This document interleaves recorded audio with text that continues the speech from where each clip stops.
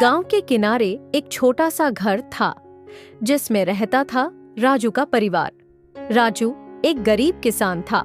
अपनी पत्नी सुनीता और 2 बच्चों के साथ इस छोटे से घर में अपना जीवन बसर कर रहा था। उनका गुजारा केवल खेतों पर निर्भर था, जो उनके पुरखों की इकलौती संपत्ति थी।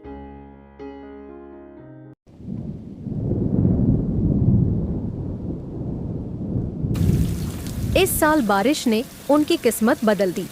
लगातार हुई भारी बारिश ने राजू के खेतों में खड़ी फसल को बर्बाद कर दिया। धान के खेत पानी में डूब गए और फसल सड़ने लगी। राजू के चेहरे पर चिंता की लकीरें साफ झलकने लगीं। वह दिन रात सोचता कि अब परिवार का पेट कैसे पालेगा। हे भगवान, अब हम क्या करेंगे? ये फसल ही तो हमारी रोटी का सहारा थी। बच्चों का पेट कैसे भरेगा? इस बारिश ने तो सब बर्बाद कर दिया। हिम्मत मत हारो, भगवान ने मुसीबत दी है तो रास्ता भी जरूर दिखाएंगे। हम मिलकर कोई और उपाय करेंगे। मुझे तो कुछ समझ ही नहीं आ रहा है सुनीता, हम क्या करेंगे? राशन भी थोड़े दिन का ही बचा है, कुछ दिन में वो भी समाप्त हो जाएगा। उसके बाद हम क्या करेंगे? ऐसे भूखे तो नहीं रह सकते, कुछ ना कुछ काम तो हमें करना ही पड़ेगा। आप चिंता मत कीजिए, मैंने कुछ सोचा है। क्या सोचा है तुमने सुनीता? कुछ दिन पहले जब मैं शीला काकी के यहाँ से घर लौट रही थी, तब रास्ते में मुझे सेठ धनीराम का घर दिखाई दिया था। मैं सोच रही हूँ वहीं कुछ काम मांग लेती हूँ, वहाँ मुझे जरूर कोई ना कोई काम मिल ही जाएगा। नहीं सुनीता, मेरे रहते तुम्हें काम करने की कोई जरूरत नहीं है, मैं कुछ और सोच लूँगा। अरे आप चिंता मत कीजिए, वैसे भी घर का काम करके मैं खाली ही बैठी रहती हूँ। जब तक इस ठंड में बारिश का कहर रहेगा, हम खेती भी नहीं कर सकते। बस तब तक की ही तो बात है, आप ज़्यादा चिंता मत कीजिए। राजू अपने हालातों के आगे मजबूर था। वो सुनीता को मना नहीं कर पाता है।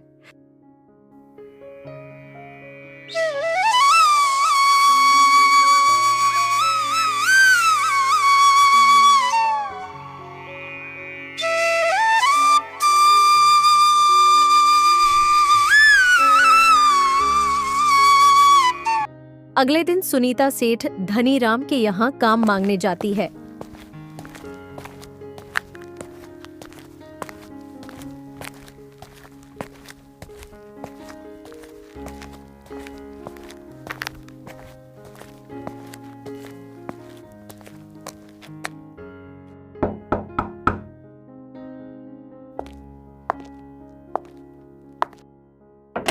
जहां उसे सेठानी मिलती है।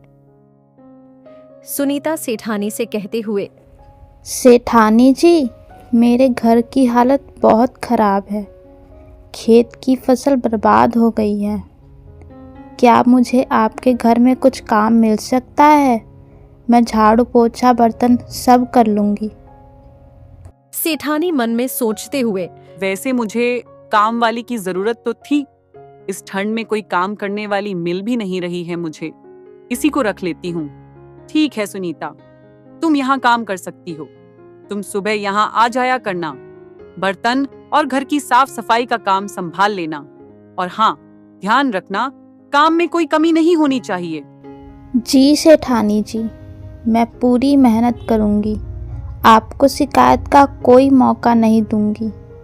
आपका बहुत बहुत धन्यवाद। तुम कल से आ जाना। जी सेठानी जी। सुनीता घर आ जाती है और सारी बात राजू को बताती है। ये ठंड कब जाएगी? मेरे तो हाथ पैर बिल्कुल सुन्न हो गए हैं। अगर ऐसे ही ठंड रही तो बच्चों का क्या होगा? हमारे पास न गर्म कपड़े हैं न गर्म रहने का और कोई साधन। बारिश की वजह से अब लकड़ियां भी गीली हो गई हैं। आप चिंता मत करो, कुछ लकड़ियाँ रखी हुई है खाना बनाने के लिए, उसी को जला देती हूँ। खाना भी बन जाएगा और थोड़ी गर्माहट भी हो जाएगी। सुनीता चूल्हा जलाती है और बच्चों को आवाज लगाती है। बच्चों जल्दी से यहाँ आ जाओ, आग के पास थोड़ी सी राहत मिलेगी इस ठंड से। ऐसे ही वे ठंड की रात काटते हैं। अगले दिन सुनीता सेठानी के यहाँ काम पर जाती है।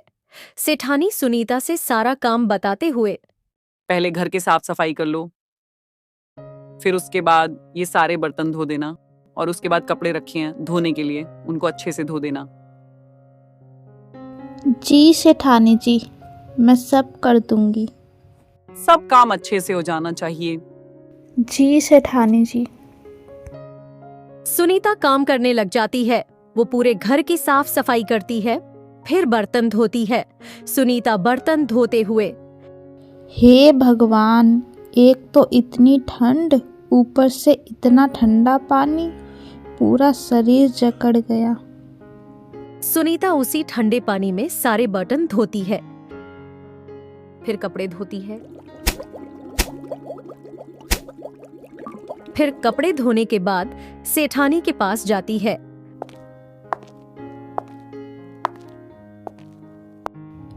सेठानी जी, सब काम खत्म हो गया।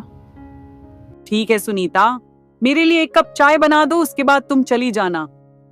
जी सेठानी जी, अभी बना देती हूँ। सुनीता किचन में चाय बनाते हुए, सेठानी जी का कमरा कितना गर्म था, वहां तो बिल्कुल भी ठंड नहीं लग रही थी। सुनीता चाय लेकर आती है।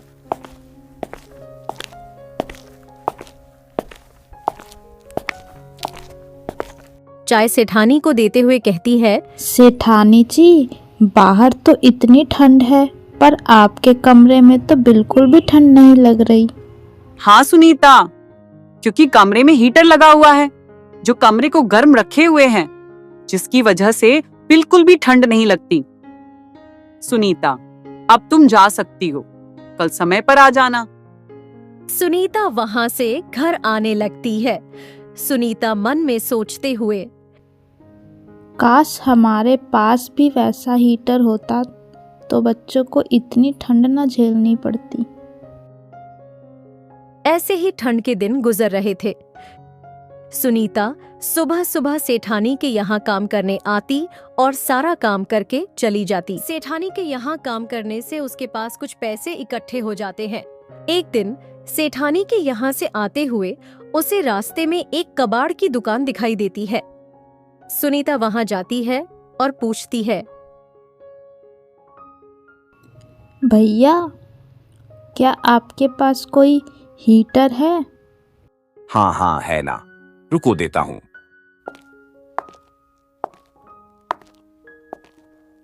कबाड़ वाला हीटर दिखाते हुए, ये लो, पूरे 1000 रुपए का है, पूरे घर को एकदम गर्म कर देगा। 1000 रुपए?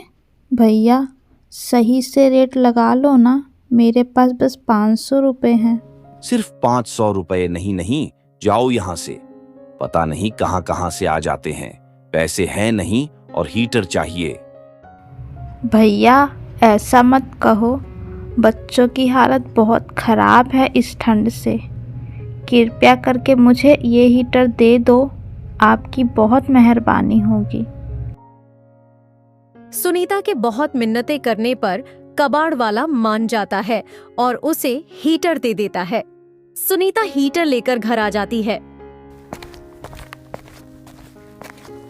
देखो, मुझे ये पुराना हीटर मिला है, अब इस ठंड में थोड़ी राहत मिलेगी।